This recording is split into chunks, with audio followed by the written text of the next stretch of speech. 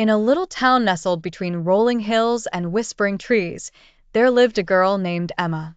She had bright green eyes that sparkled with curiosity and a head full of wild, curly hair that bounced when she ran.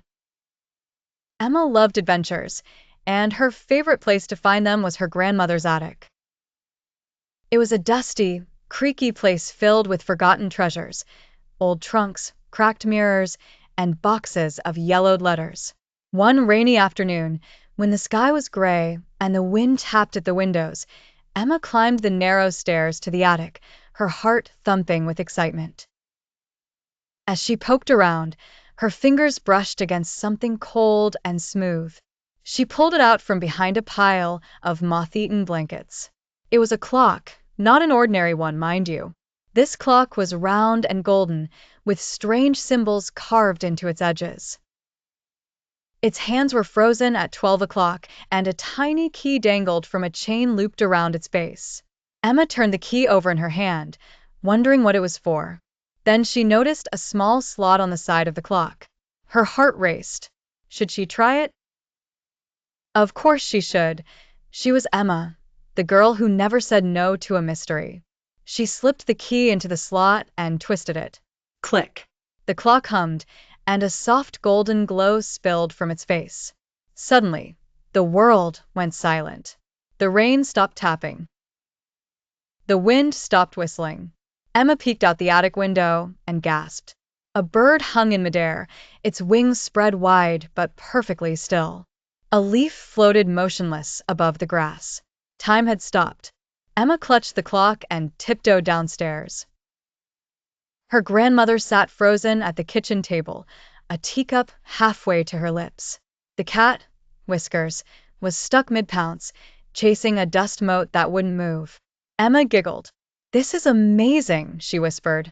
The clock's glow pulsed faintly. She noticed the hands had begun to move, slowly, ticking down from 10 minutes. She had 10 minutes of frozen time. What would she do? She dashed outside, the clock tucked under her arm. The town square was a statue garden. Mr. Jenkins stood still with his broom. Mrs. Patel's laundry hung stiffly on the line, and a boy on a bike balanced impossibly on one wheel. Emma laughed and twirled through the stillness. She climbed onto the fountain's edge, something she'd never dared to do with people watching. She peeked into the bakery window, where a tray of cookies sat cooling, unguarded. She didn't take one. Emma wasn't a thief, but she did inhale the sweet, sugary smell that lingered in the air. For days, Emma used the clock whenever she could.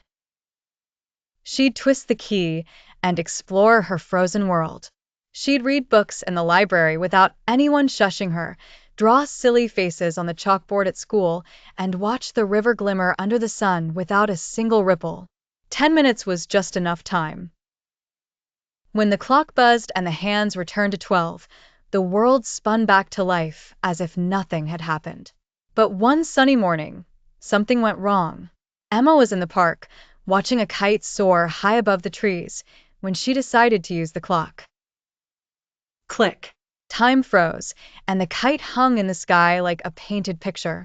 She wandered toward the playground, humming a tune, when she heard a faint sound, a tiny, pitiful mew. She turned and saw a fluffy orange cat stuck high in an oak tree. Its paws clung to a branch, and its wide eyes stared down in terror. Emma frowned.